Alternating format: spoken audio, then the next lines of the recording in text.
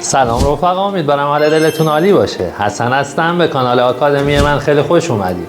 میخوایم با هم دیگه یه ویدیو خیلی هیجان انگیز دیگر رو شروع کنیم و سعی میکنم توی این ویدیو نکات خیلی مفیدی رو باهاتون به اشتراک بذارم.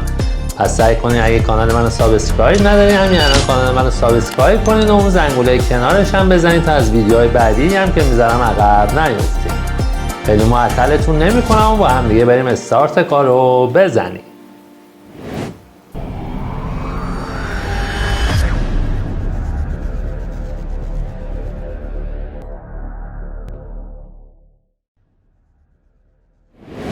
فرض کنید یه تصویری دارین که رزولوشنش یا به اصطلاح وضوح تصویرش بسیار پایین هستش. اگه من زوم کنم، حالا خیلی هم زوم نمیشه، میبینیم که کیفیت تصویرمون واقعا پایینه و توی هیچ شبکه اجتماعی تقریبا این تصویر رو نمیشه به اشتراکش گذاشت. روشی که ما قبلا استفاده میکنیم برای اینکه افزایش کیفیت تصویر یا وضوح تصویرمون رو داشته باشیم، روی این ادیتمون معمولا میزدیم و یه مقداری عکسمون حالا کراپش میکردیم به اصطلاح، و اگه کیفیت عکسمون پایین بود و روی سیو میزدیم، اینجا یه گزینه‌ای بهمون میداد به عنوان increase resolution که میتونستیم رزولوشن تصویرمون رو زیادترش کنیم. همونطور که میبینید الان رزولوشن تصویرمون خیلی بهتر شد، یه فایل تقریبا با کیفیتی شد که میتونیم توی شبکه‌های اجتماعی به اشتراکش بذاریم. من یه بار برمیگردم به حالت قبل، ریورت تو اورجینال. اینجا اگه بدیم بالا میبینیم که سایز عکسمون 15.5 تقریبا کیلوبایت، 288/176 هست. و اگه من مجدد این تصویرمون رو ادیت کنم، حالا یه مقداری کراپش میکنم و سیو و increase resolution رو اگه بزنیم، اینجا توی مشخصات همون میبینیم که شده 682 کیلوبایت، سایزش هم شده 1144/676 و میبینیم که از این قسمت هم میتونیم ببینیم عکسمون خیلی با کیفیت تر شده. یه گزینه هم اینجا ما داریم به عنوان ریمستر که عکسمون رو حالا خیلی با کیفیت تر میکنه و اگه من روش بزنم با استفاده از هوش مصنوعی عکس رو برامون خیلی با کیفیت تر میکنه.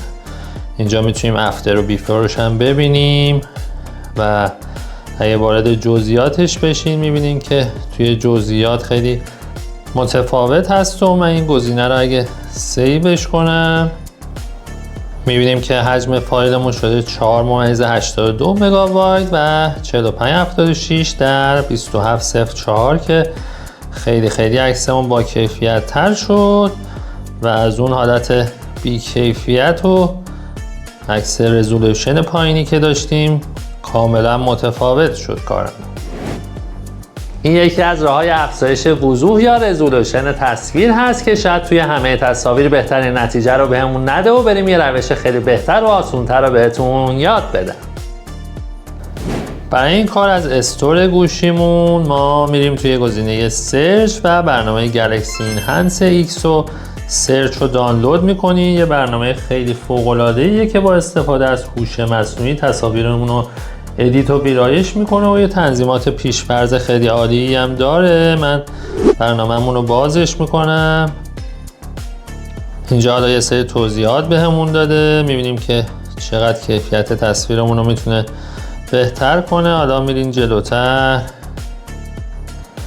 اینجا دونه دونه توضیحات رو داده، حتی مثلا موقعیت عکس هم عوض میکنه،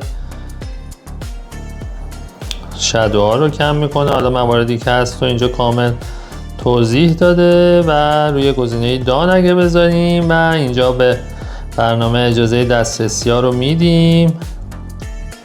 حالا من میزنم و سلکت پیکچر اگه کنیم، اینجا من همون عکس قبلیمون رو انتخابش میکنم و اگه عکسمون کیفیتش پایین باشه به طور اتوماتیک اینجا گزینه increase resolution رو برامون میاره، نمایش میده و ما میتونیم روش بزنیم و اینجا مواردی که میتونیم عکسمون رو با کیفیت تر کنیم و به همون نشون میده. 4 تا مورد هست، 1x و 2x و 3x و 4x که سایز عکسامون هم نوشته و میتونیم مثلا روی حالت با کیفیتش بذاریم 4x که میشه 1144 در 704 و اگه روی دام بزنیم با استفاده از هوش مصنوعی این عکسمون رو خیلی با کیفیت و با وضوح بالاتری میکنه و میتونیم از این برنامه خیلی فوق‌العاده گوشی‌های سامسونگ استفاده کنیم و خیلی کارمون رو برای افزایش کیفیت و رزولوشن تصویرها راحت‌تر میکنه.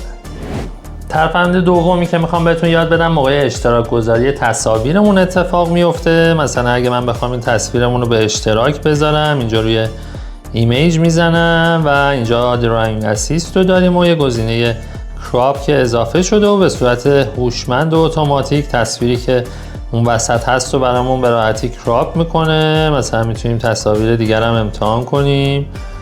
من روی این گزینه کراپ رو میزنم و میبینیم که به چه قشنگی میره روی اون عکسی که هست و اونو برای ما کراپ میکنه. میتونیم دوباره مثلا روی این عکس هم امتحان کنیم. خیلی عالی، هم لینک های بالا و پایین رفت و هم حالا توضیحاتی که اضافه بود و این تصویر وسط رو برای ما گذاشت و حالا میتونیم از این دراینگ اسیست یا دستیار طراحی هم استفاده کنیم. میزنم مثلا روی حالت پاپ آپ و اگه روی جنریت بزنم به صورت هوش مصنوعی الان اینجا تصویرمون رو به طرح خیلی قشنگی در میاره. با هم دیگه ببینیم طرحمون رو به چه صورتی در میاره.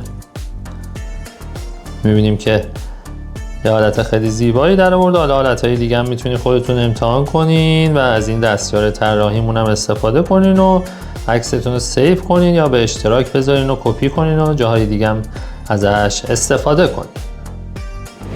روش بعدیمون مربوط به ویدیوها میشه و برای اسلو موشن کردن ویدیوها ما از خیلی از برنامه‌های مختلف میتونیم استفاده کنیم و خیلی ابزارهای مختلفی هست. من این روشی که میخوام بهتون بگم و تو ویدیوهای قبلی هم گفتم، حالا ممکنه یادتون رفته باشه و یا خیلی از دوستان اون نکته و ترفندی که گفتم و ندیده باشن. گفتم توی این ویدیو هم مجددا بگم چون روش واقعا فوق‌العاده‌ای هست. موقع پلی کردن ویدیومون هر جا خواستیم اسلو موشن شه کافیه انگشتتون رو نگه داریم و میبینیم که یه حالت اسلو موشن و خیلی قشنگی به ویدیومون میده و هر جا هم خواستیم میتونیم انگشتمون رو برداریم. اینجا یه گزینه دانلود میاره و الان اون تیکه‌ای که ما میخواستیم اسلو موشن شه رو توی یه ویدیوی دیگه داریم و میبینیم که به چه قشنگی و به چه راحتی تونستیم ویدیومون رو اسلو موشن کنیم و ازش استفاده کنیم و حتما این روش هم مد نظرتون باشه.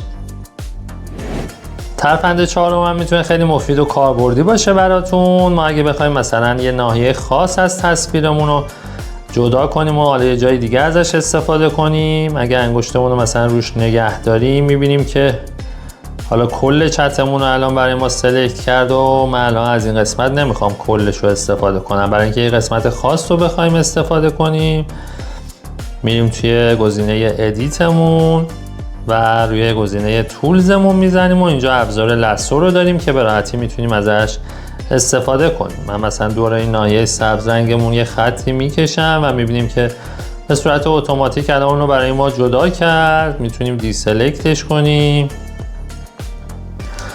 اینجا رو میزنم دیسلکت شه کلشو و میتونیم دوباره حالا مثلا با استفاده از این اسنپ تو شیپمون این هدیه رو انتخاب کنیم و حالا سلکت منوالی هم برای اینه که بتونیم به صورت دستی قسمتی رو اضافه یا کم کنیم که میتونین ازش استفاده کنین و اگه روی گزینه نکست بزنین الان اون قسمت رو برای ما جدا کرد و حالا تنظیمات دیگه ای هم داره که میتونید خودتون حالا روی عکستون اعمال کنین، دورش رو هر رنگی که میخواین بذارین و اینجا اگه روی دان بزنین میتونید از این تصویرتون استفاده کنین و براتون سیو میکنه و به راحتی میتونین هر جایی که خواستین ازش استفاده کنین. بریم ترفند جالب بعدی هم بهتون نشون بدم. روی یکی از تصویرامو مثلا من ضربه میزنم روی این تصویرمون و از گزینه ادیتمون میخوام یه افکتی روی این تصویرمون اعمال کنم. مثلا میرم روی این حالت که فکر کنم رنگاش حالا خیلی قشنگتره، میتونیم ساتوریشنش رو یه مقداری بیشتر کنیم، کانترستش هم حالا من بیشتر میکنم و گزینه‌های دیگه ای هم اگه خواستین میتونید تغییرات رو روش اعمال کنین و اگه حالا مثلا بخواین همین افکت رو روی چند تا عکس دیگه هم اعمال کنین، اگه کاربر حرفه‌ای نباشین دونه دونه حالا بعد این مشخصات و مقدارا رو بنویسین یا عکس بگیرین، ولی یه روش حرفه‌ای تری هست. میتونیم روی این گزینه 3 نقطه بزنیم و اگه روی کپی ادیت الان من کلیک کنم به راحتی میتونم روی تصاویر دیگه‌مونم این افکت رو اعمال کنم. برمیگردم روی قبل و مثلا این 3 تا تصویرمون رو انتخاب میکنم، روی این 3 نقطه یا مورمون میزنم و اینجا روی پست ادیت اگه من کلیک کنم میبینیم که الان تمام عکسامون اون افکتی که کپی کرده بودیم و روشون اعمال کرد و به راحتی الان ما تونستیم اون افکت رو روی همه عکسامون داشته باشیم و به سرعت تونستیم این کار رو انجام بدیم که این هم یه روش خیلی مفید و میتونه توی وقتتون خیلی صرفه جویی کنه. خب اینم چند تا ترفند خیلی مفید و کاربردی برای گوشی‌های سامسونگ بود که گفتم توی این ویدیو بهتون یاد بدم و حتما اگه تا اینجای ویدیو دیدی و ازش خوشت اومده اونو لایکش کن تا به بقیه هم بیشتر نمایش داده بشه. اگه دوست داری و دوستی داری که به دنیای تکنولوژی هم علاقه داره، گوشی سامسونگ داره، حتما این ویدیوی منو براش بفرست تا بتونه از امکانات گوشیش بیشتر استفاده کنه. این ویدیومون رو دیگه خیلی طولانیش نمی‌کنم تا ویدیوی بعدی. خدا نگهدار.